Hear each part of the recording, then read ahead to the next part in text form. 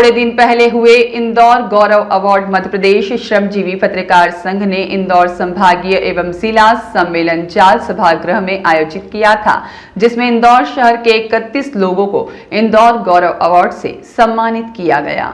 समारोह के मुख्य अतिथि additional DCP crime branch Rajesh Dandotiya, राष्ट्रकवि सत्यनारायण सत्तन, बरकतुल्लाह विश्वविद्यालय के कुलपति doctor S K Jain, Indore press club अध्यक्ष अरविंद तिवारी, वरिष्ठ फिजियोथेरेपिस्ट महेश साहू, एक्टर और मॉडल सारिका दीक्षित और वरिष्ठ पत्रकार कीर्ति राणा की मौजूदगी में कार्यक्रम आयोजित हुआ। Additional DCP crime branch Rajesh Dandotiya ने संबोधित करते हुए साइबर फ्रॉड किसी भी व्यक्ति के साथ कहीं भी हो सकता है, इसकी जानकारी दी और इससे सतर्क रहने के लिए लोगों से अपील की। किसी भी अनजान वीडियो कॉल को रिसीव न करें, किसी अनजान व्यक्ति द्वारा भेजे गए लिंक को न खोलें, किसी को भी अपना ओटीपी न दे। डंडोतिया ने कहा कि मीडिया को लोगों को जागरूक करते रहना चाहिए। मीडिया साइबर फ्रॉड रोकने में बड़ा अहम रोल अदा कर सकती है।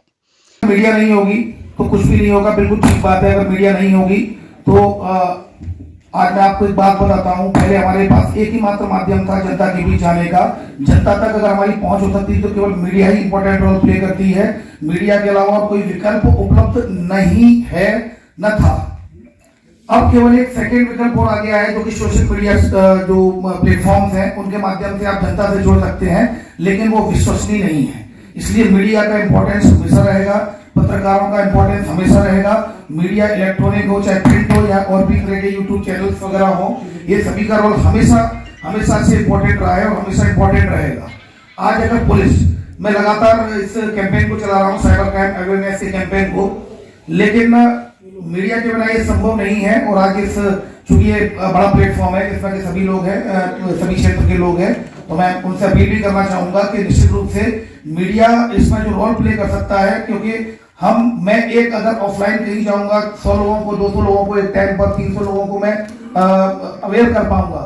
Cyber crime awareness, cyber crime से बचने के लिए केवल एक ही इफेक्टिव टूल है, दैट इज अवेयरनेस। अवेयरनेस के अलावा और कोई विकल्प नहीं है कि आप उसके अलावा इस क्राइम को कंट्रोल कर सकते हैं। वो मैं आपको इसलिए बताता हूँ, all over the globe her country इसमें सफर कर रही है और पकड़ना कैसे कठिन है मैं आपको बताता हूँ।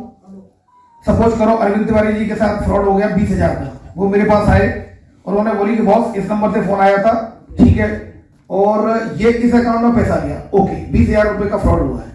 मैंने तत्काल उस नंबर की लोकेशन ली, तो लोकेशन आई मुर्शिदाबाद, पश्चिम बंगाल। फिर मैंने उसकी सिम किसके नाम से इशू हुई है तो पता चला कि रामदास सिक्किम में रहते हैं, उनके नाम से सिम इशू हुई है। उसके बाद मैं अकाउंट में चला, अकाउंट किसके नाम से है, कोई सचिदानंद शास्त्री के नाम से अकाउंट कहाँ के रहने वाले, झारखंड के, और विड्रॉल कहां से हुआ है, सब नासिक से विड्रॉ हुआ है। The point here is that NCRP, जो एनसीआरपी नेशनल साइबर जो क्राइम रिकॉर्ड ब्यूरो है, उसके द्वारा बताया गया है पर डे 10,000 कंप्लेंट रिपोर्ट होती है इंडिया में। मैं रिपोर्टिंग की बात कर रहा हूं, कई लोग तो ऐसे जो रिपोर्ट ही नहीं करते हैं। रिपोर्टिंग अभी भी 40 to 45% है, क्योंकि अभी भी इंडियन सोसाइटी में लोग क्या कहेंगे, सिंड्रोम से इतने ग्रसित हैं कि रिपोर्ट ही नहीं करते हैं, ह्यूमिलिएशन महसूस करते हैं, कहीं डिफेमेशन हो जाएगा, कहीं परेशानी हो जाएगी, लोग मजाक उड़ाएंगे, तो कई लोग तो बताते नहीं बेचारे। मेरे पास जितने भी साइबर फ्रॉड के शिकार हुए आते हैं, बोलते हैं सर मीडिया में नहीं पता चल जाए सर, वरना लोग क्या कहेंगे। अभी एक शेयर कारोबारी, एक जो महिला है, सीनियर सिटीजन है, उसके साथ 1 करोड़ 60 लाख का डिजिटल अरेस्ट हुआ है। उसका यही कहना है कि सर आसपास के लोग भी अब थोड़े से कमेंट्स करने लगे हैं। तो this is the face of the society के बेसिकली साइबर फ्रॉड से लड़ने के लिए सबसे पहले हमारी रिपोर्टिंग जरूरी है। रिपोर्टिंग के लिए भी कुछ लोग क्या कहेंगे, वो सिंड्रोम से ही अभी हम ग्रसित हैं, तो सबसे पहले लोगों को इस बात के लिए अवेयर करना पड़ेगा कि आपको रिपोर्ट करनी होगी, रिपोर्ट के बाद ही उसका कोई विकल्प निकलेगा। अब मैं अरविंद तिवारी जी की बात पर आता हूँ कि इनके साथ फ्रॉड हो गया। अब per day Indore crime branch में बैठता हूँ। इंदौर क्राइम ब्रांच में साइबर विंग एक स्मॉल पार्ट है, बाकी तो हमें पकड़ दकर ड्रग्स के खिलाफ हमें अभियान चलाना है, कई सेंसेशनल मर्डर्स होते हैं उनमें काम करना होता है। पर साइबर क्राइम में मेरा एक पैशन है, तो मैं कोशिश करता हूँ सुबह एक सेशन कहीं स्कूल कॉलेज या एसोसिएशन में लेके, जिससे दिन बेहतर होगा और लोगों को मैं अवेयर कर पाऊंगा। पर डे 35 to 40 कंप्लेंट्स आती हैं। अब 40 कंप्लेंट्स अगर आती हैं, अरविंद तिवारी जी की एक कंप्लेंट है उसमें से एक, तो 39 बची। अब मैंने एक टीम भेजी जो 15 से 20 दिन परिक्रमा करके पूरे देश की वापस आएगी। ऐसी 40 कंप्लेंट्स आती है। क्या ये फिजिबल है? कि हर जगह हम टीमें भेज पाए। नंबर 1, आप लोग यहाँ बैठे हुए हैं, आपके घर के बुजुर्ग या घर में महिलाएं होती हैं, वो ज्यादा टाइम सोशल मीडिया पे स्पेंड करती हैं, बच्चे ऑनलाइन जो गेमिंग ऐप को डाउनलोड करते हैं, प्ले करते हैं, क्या पॉसिबल है कि उनको आप पुलिस वहां जाके उनको प्रत्येक व्यक्ति को समझाए? Not possible. अवेयरनेस के अलावा कोई भी इफेक्टिव टूल मौजूद नहीं है बिना अवेयरनेस के। और सबसे बड़ी बात यह है, इसमें मीडिया का रोल बेहद जरूरी है, क्योंकि अब हमें लोगों को जागरूक करना पड़ेगा। पहले साइबर फ्रॉड एक टेक्नोलॉजी की बातें होती थी, लेकिन साइबर फ्रॉड अब प्रत्येक व्यक्ति के घर में आ चुका है। यहाँ पर बैठा हुआ एक भी व्यक्ति ऐसा नहीं होगा जिसके स्वयं के साथ या फिर उसके परिवार के साथ या फिर उसके मित्र या रिश्तेदार के साथ कोई साइबर फ्रॉड नहीं हुआ हो। तो जब इतना ज्यादा फैल चुका है ये, तब इसमें हमें आगे आने की जरूरत है और मीडिया का रोल बेहद इंपॉर्टेंट है। मीडिया अगर इसमें आएगा तो हम लोगों को ये बता पाएंगे कि असली पुलिस क्या होती है और नकली पुलिस क्या होती है। अभी तो लोग नकली पुलिस को ही असली पुलिस समझते हुए डिजिटल अरेस्ट हो गए।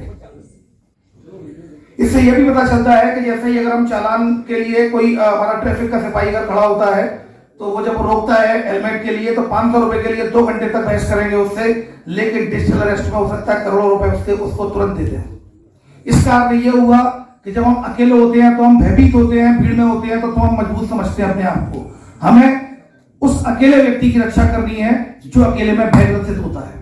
इससे यही मेरी समझ में आया, क्योंकि डिजिटल अरेस्ट जो होते हैं वो बेसिकली व्यक्ति अकेला है और लगा। सुल्तान किरमानी की रिपोर्ट।